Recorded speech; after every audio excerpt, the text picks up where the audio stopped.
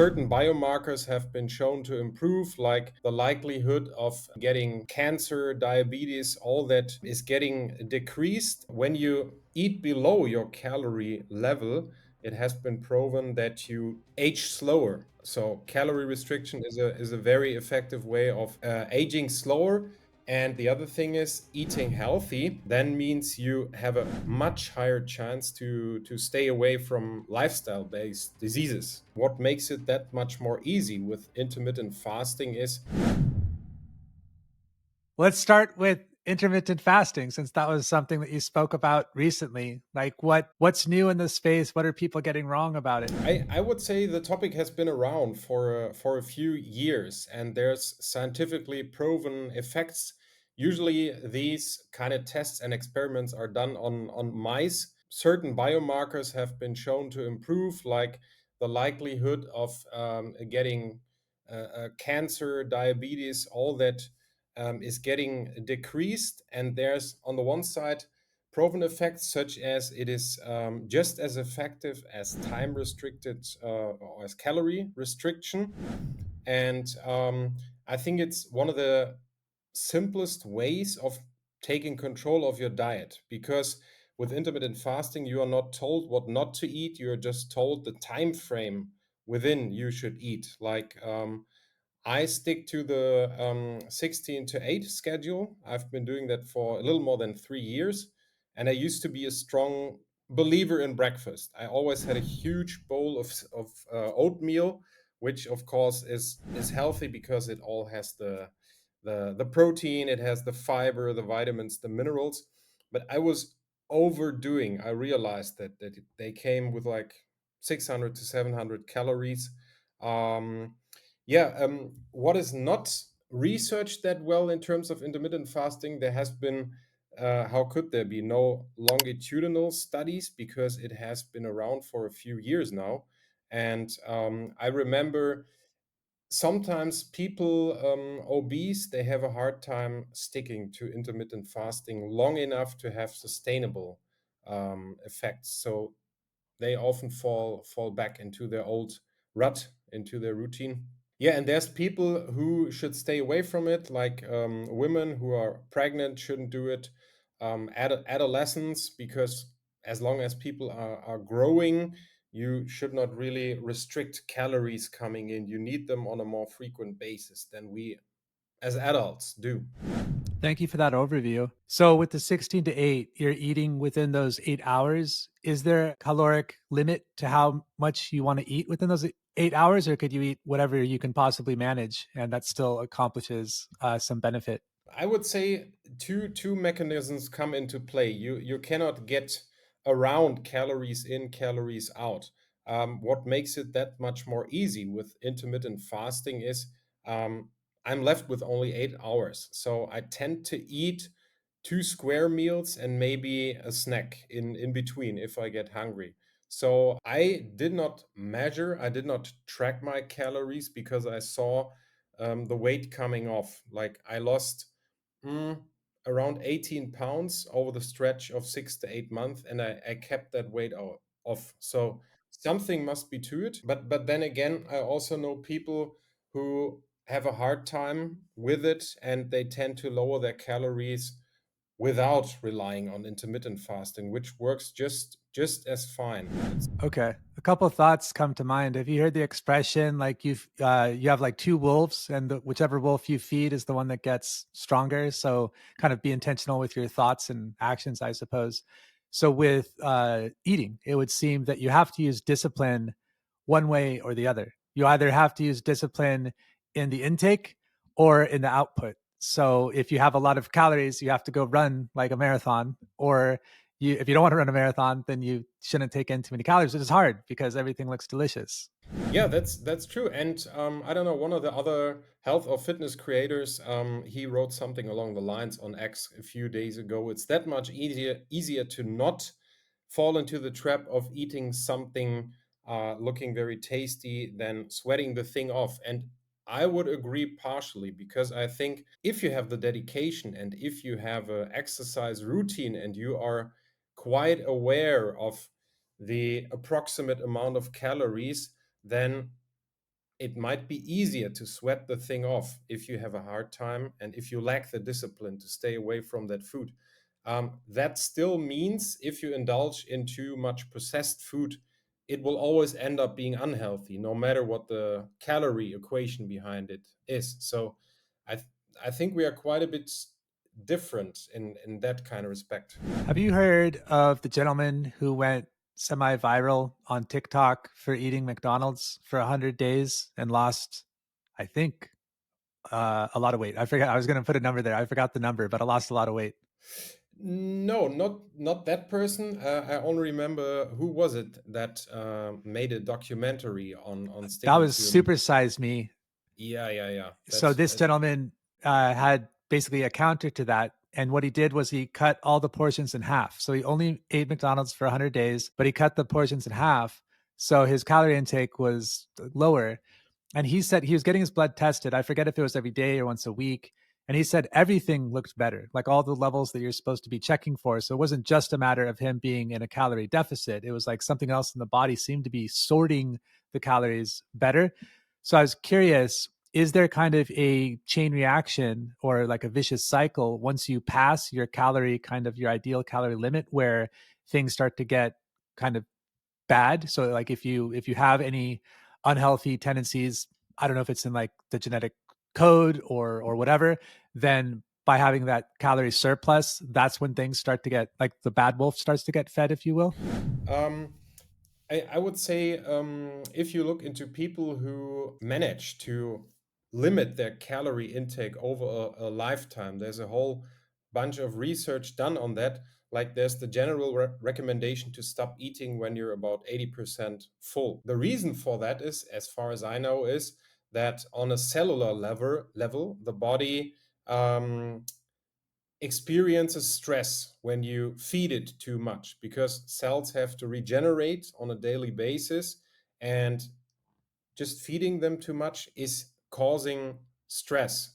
So when you eat below your calorie level, it has been proven that you age slower. So calorie restriction is a very effective way of aging slower. And the other thing is eating healthy then means you have a much higher chance to stay away from lifestyle based diseases like I don't know, high blood pressure, type 2 diabetes, although some of it is also caused by a genetic disposition, for instance. I don't know if that answers the question in a good way. It helps, yeah. So basically, we should probably almost always be aiming to not eat too much, basically. Yeah, but we all know food is always tempting and it's always available. So I wouldn't say it's a practical thing to be done for the people all the time. Basically, I try to aim for 80% of the time really eat a healthy diet, and the more vegetables you consume, the lower in calories you have, but still the fiber in it makes sure that you have a the feeling of your stomach filling up. Also, if you base your meals around protein, that's another huge factor, because the body uses more energy to break down protein, and that in combination with fiber means you have a lot of food volume but being low in the calories, and that helps you to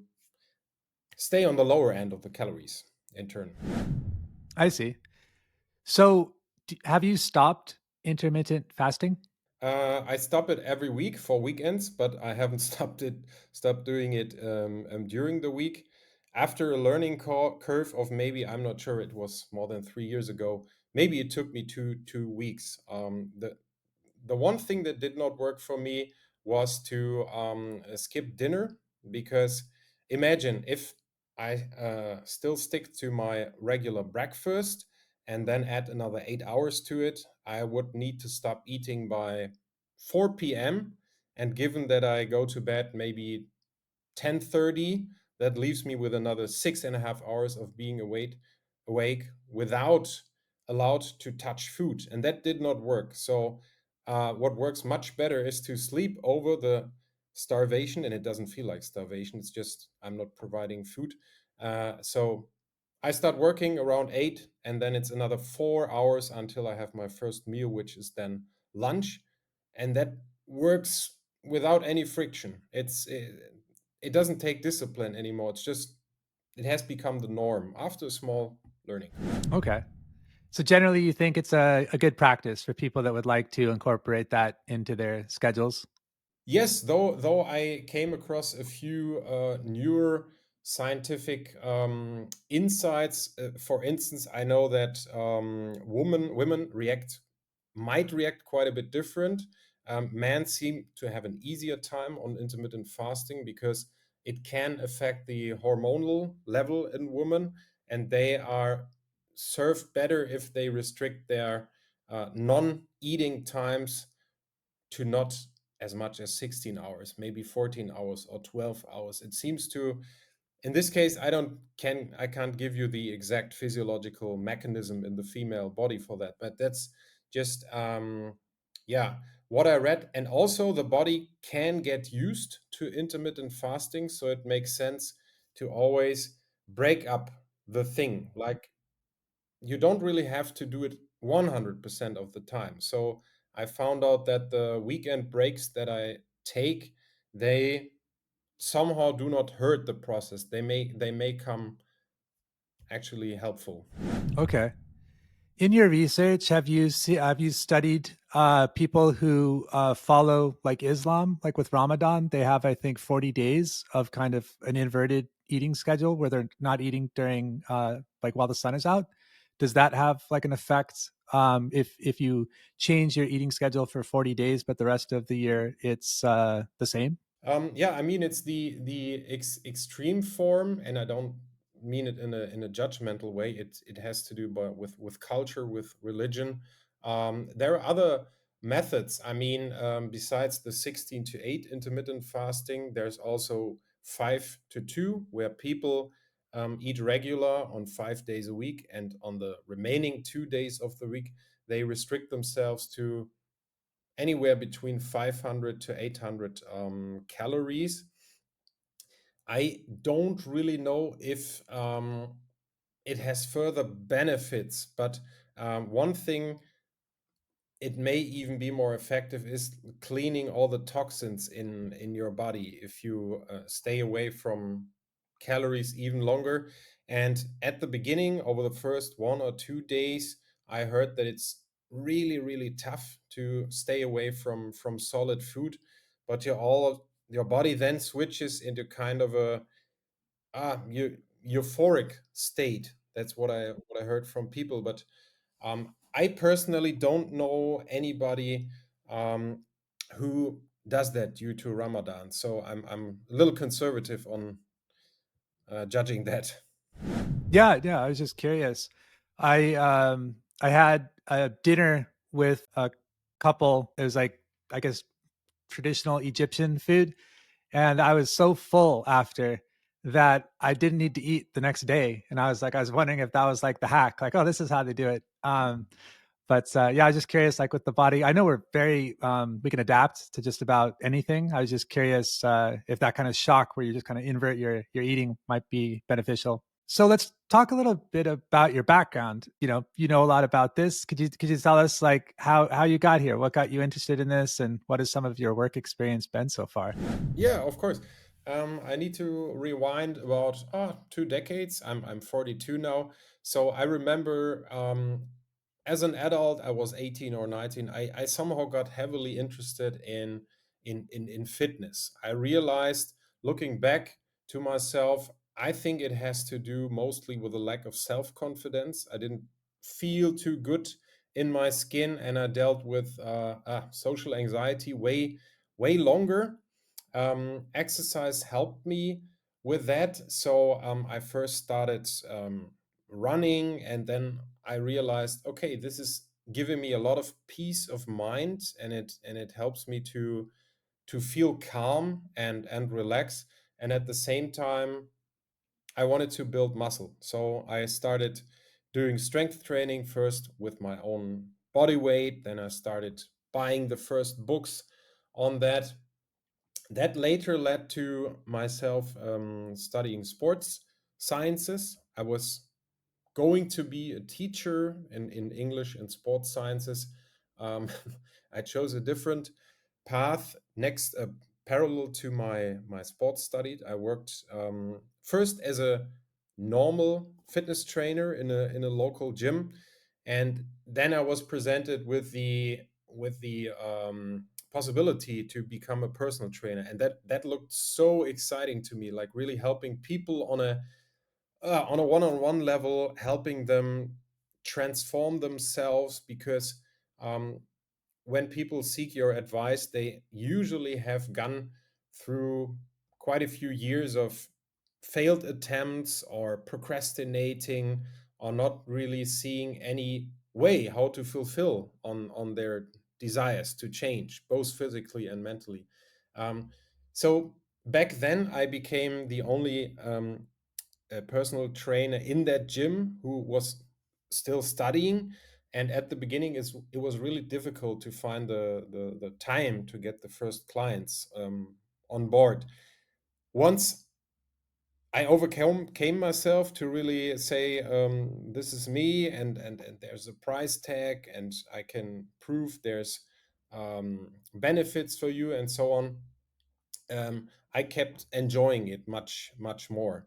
And since I didn't want to become a teacher, I looked for other, ways, and I added a master's in public health to it. That was a much broader, and it was about demographic, a lot of statistics. It was about health promotion, and then I realized, okay, this is the one thing that I want to do: really work in business, in a company, and take care of people's health. So that's how I ended up working in a global company, in a Fortune 500. We have a huge health department, health management department. So there's like company doctors, there's social counseling, which is the employee assistance program, and the colleagues and I who usually have a sports science background. And together um, we do measures such as giving presentations, workshops. We run projects, but I never lost sight of personal training, because that is the one-on-one context, and it's a much closer relationship than really working with groups, with single measures like a presentation or a workshop. So I reach more people there, but one-on-one is more intimate, it's more personal. Yeah, and then last year I got on X, because for years it was in the back of my mind, I want to do something online, but what this something would be wasn't clear. I was flirting with the idea of starting a YouTube channel or podcast, and then I thought, no, writing is the one thing that I want. And I got more serious about it at the beginning of this year, and started offering my health coaching, personal training services in the online world. Yeah, your newsletter is excellent. Health Creator on Substack. Where can people find that? Is it just healthcreator.com? If you are on X, you can find it in my bio. There's the link, but it's also listed on Google. That's for sure. And I've been writing that for ten months, and every week on Sundays I add a new issue. So it revolves around general health, also heavily on fitness, nutrition, sometimes the mindset topics. And yeah, lately I've been sharing more and more what I actually do in my one-on-one coaching. So people hopefully get a better understanding what is the process, what are the steps that clients take, what can they expect, what are the vibes. I think that's very important. People come for results, obviously they have a pain point, but they really want you as a person to be reliable and polite, and a good guy, like really approachable and relatable. So um that's what I'm finding as a huge plus. And the newsletter, yeah, I will keep writing that. I might change it maybe writing mails once or twice a week. But for now, it's a once a week newsletter. That's interesting what you said about the Fortune 500 company you work for having like you on board to help people, I assume, with their energy and their wellness. That's pretty impressive investment on the company's part. So when you're at this company, is do you go between German and English? Is it all in English? It started in Germany, in Munich. It's Siemens, so I can say that because it's a company that is known worldwide, and even by German standards, there are other huge companies who have a health management or health department like Mercedes-Benz or SAP. Um, what's good about Siemens is really they have a huge history in that. They started with the company doctor thing, and they added different positions to that, and for more than 70 years they have been offering their employees to what's that in English, I don't like, it's not a vacation because your employer sends you there, but you can get as much as 3 weeks of bringing down your stress level and really getting informed on exercise and nutrition by us.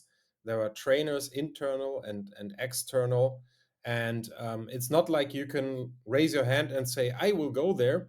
The company doctor has to see that there's a need for you to go there and that you could profit from it, and then it's your manager saying, okay, this person can go, I think it will help him or her. So when we really connected with other companies, they said that that is one of the things your company is known for and seems to be very valuable in that. And that was a starting point 70 years ago, and it then got bigger and bigger. And yeah, I'm really happy and satisfied to be a part of that, because I think it's something that should be part of in more companies, and more company leaders realize there is a value in it, but it feels like it's still in its infancy on a global level, I think. Yeah, I haven't heard of that myself. I think it's amazing though.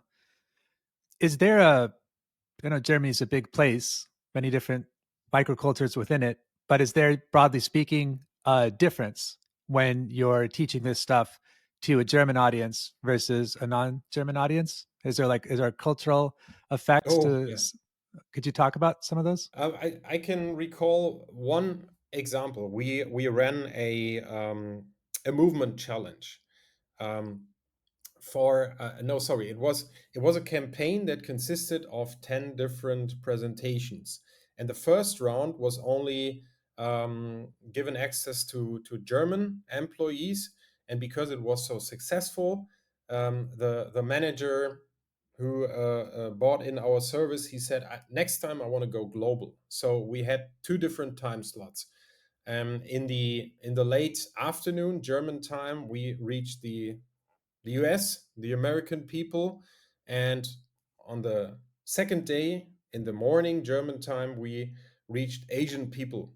And afterwards, we realized that for some reason, Asian people would not attend our offers as much. And we were wondering why that is. And yeah, in retrospective, it makes sense.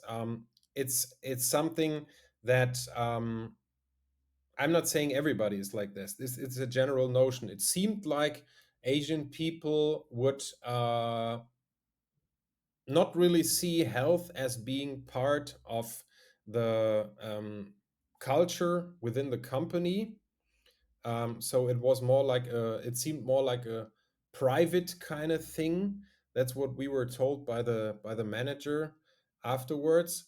Um, so we were surprised and noticed, okay, either the content of the offer was not a perfect fit, or really addressing people's health within that company context um, missed the mark completely. So that was one cultural thing which we had to realize.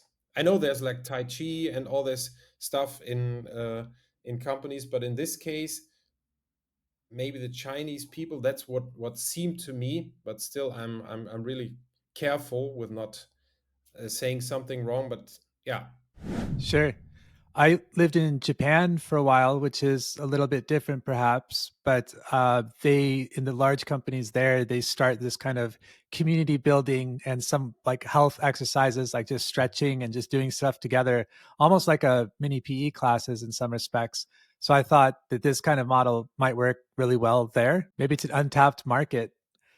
But I wonder with like culture, I mean, there's so much here. I'll just try to kind of categorize it a little bit. But it seems that, well, I'm coming from the position of an entrepreneur, and my audience is largely entrepreneurs or thinking entrepreneurially. At least that's what I'm trying to champion and raise awareness for. When, like, I liken it, the analogy to like being in the jungle without any armor or weapons, like as an entrepreneur. Like you have to very quickly discover what your strengths are, what your weaknesses are, and address them, and find alliances and find, map out the terrain, etc. Very, very quickly. So health, biohacking, all this stuff is very important, I think, because you've got to operate at your best for as long as possible and as consistently as possible. But we all seek comfort, safety, security. And so that's something that the larger institutions can offer. It's like it's less likely to go out of business. You're more likely to be assured of your benefits or your salary, your health care, et cetera. But in so doing, you can kind of relax on the guardrails. Now, I'm going to throw in another analogy here. I forget if this was Holland or somewhere in Europe. They'd experimented with removing all of the road rules, like no signage, no stop signs or anything. And actually, accidents went down because people were paying more attention. There were less like guardrails to rely on.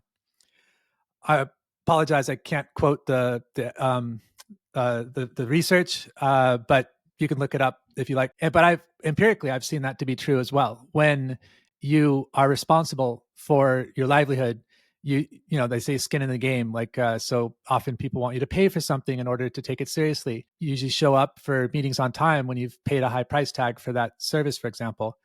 So I wonder if in your services, in perhaps some other cultures, if you combined it to like within the company, I don't know if status is the right word, but like the company kind of ranking, like a gamification of it, basically, like you you are like qualified for more promotions or more a raise or something like that.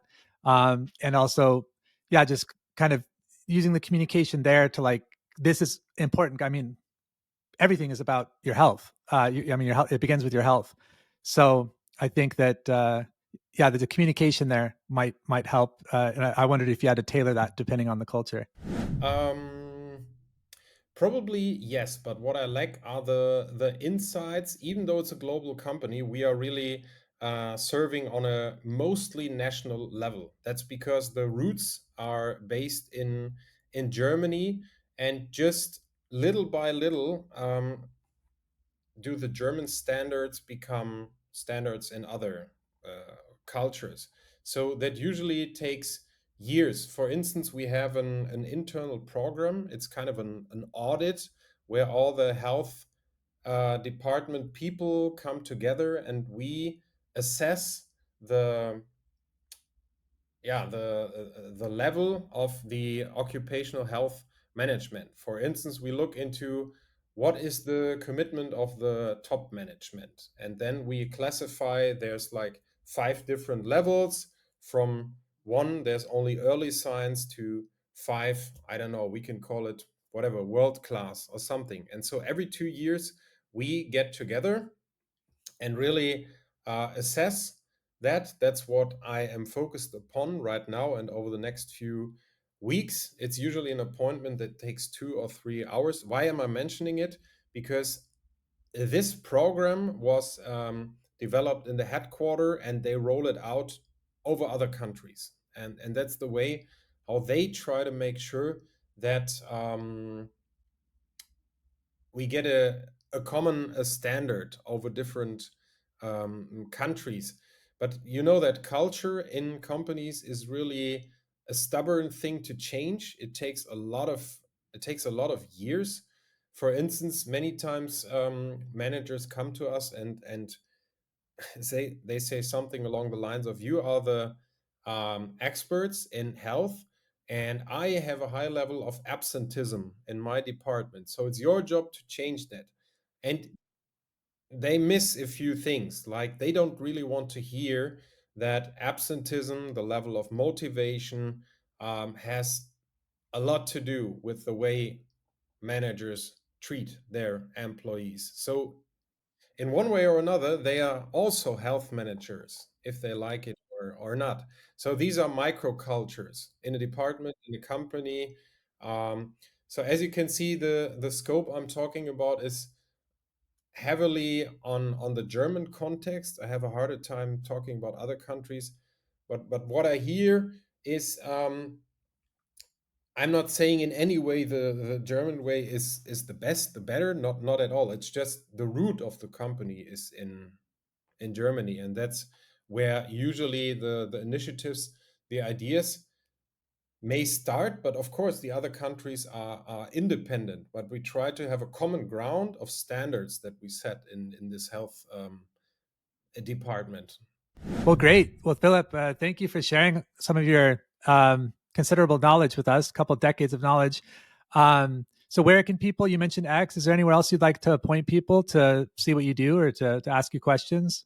X would be the best and the main source. The other Substack that I mentioned, so X being a good starting point. Um, yeah, I don't know. I'm on LinkedIn, but more as a consumer. I'm not actively posting there. That might change in the future. We'll put your X and Substack in the show notes then. And thank you once again. Best of luck. Thank you very much for having me as a guest. It was my pleasure.